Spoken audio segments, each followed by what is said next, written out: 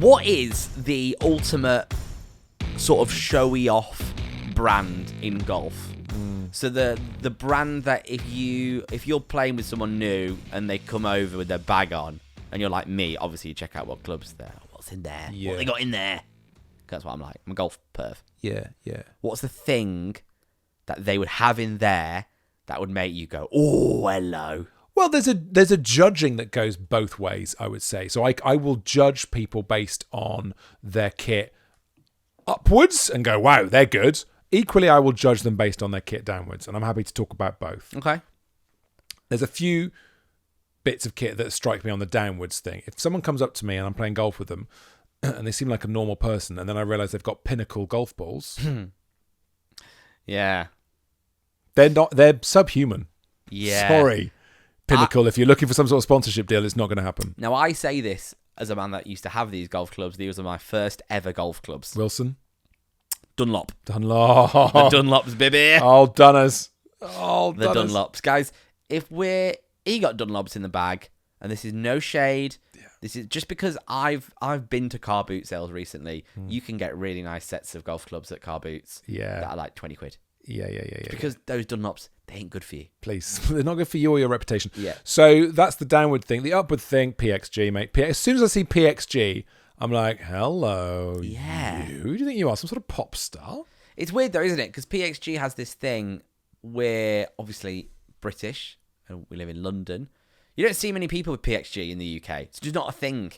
And I know they've got a big reputation in America because they do a lot for veterans, which is obviously great. But their pricing structure is all over the place. Sometimes they're expensive, sometimes they're cheap. At one point, they were trying to be the most expensive clubs on the planet, and now they're sort of not. Yeah, it's weird though, because Rolex Golf or something like that. Isn't it? Yeah, Parsons Extreme, exactly That's that. what it is, yeah. But Rolex don't go, oh, we've got a 30 grand watch, and also we've got this £200 watch. You know what you're getting into with Rolex. That's what we're trying to say. What is the golf Rolex? Everyone says pretty much, obviously, it's PXG. Scotty Cameron with putters. It's got to be Scotty Cameron. And I think Scotty Cameron is so interesting. PXG, hot take, don't find it that interesting.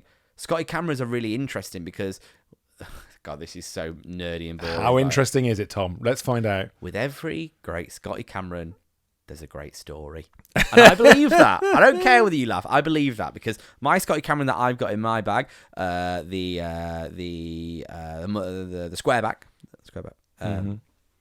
it's the only Scotty I've ever had.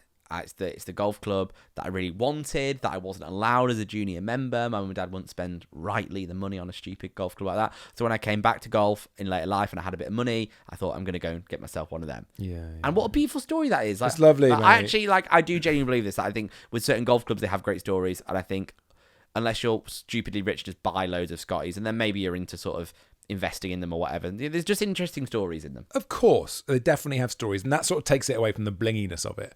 I'd say Scotties don't have the showing offness. Something which does have the showing offness, I think, is the Miura. Miura. I'm so glad Miura's come up, yeah. Because they're super expensive, and if I see those in someone's bag, I go, hello. I've never seen them. My mate Jason's got them. I know someone who's got I know someone who's got a set, doesn't actually use them because he didn't like them that much. But yeah, Miura, they're like forged from one bit of Japanese iron or something like that. Yeah. The thing is bonkers. They don't sound that great though. My mate Jason, when he hits them, always sounds like he thins them. And he goes, oh, that was so sweetly struck. And I'm like, didn't sound that great. There was a rumour. Don't know whether this is true. This is a really good rumour. Oh, put your rumours out on the internet. The internet loves these. Yeah, go on. Do a rumour, Tom. The rumour is that when Tiger Woods was with Nike. Oh, yeah. Nike. They were just Miuras with a Nike logo on. Yeah. Nike logo on.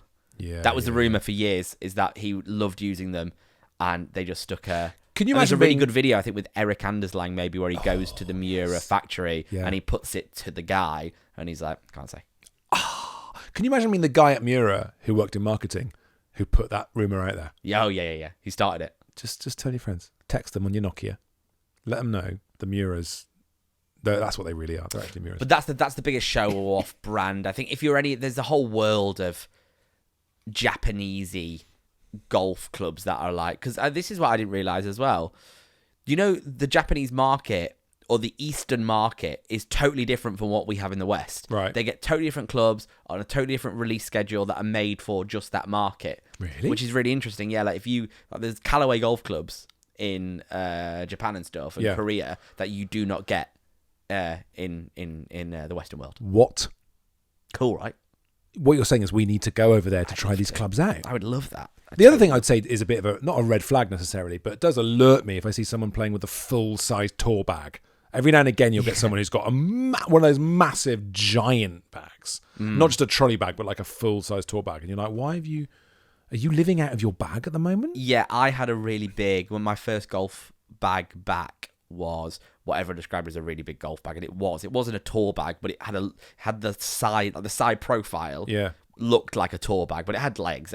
But then what stopped me using it is just when I realized how heavy it was. Like compared to someone else's bag, and I was like, oh my god, this is so much nicer. Wasn't the people looking at you going, yeah. It was how heavy it was? Because I played off 28 at the time. So what the hell is this guy doing? So yeah, so it's the Miuras, it's the PXGs, it's the Scotty Camerons. Any more? Let us know right in the comments. What are the big Yeah. blingy brands that make you go, oh hello?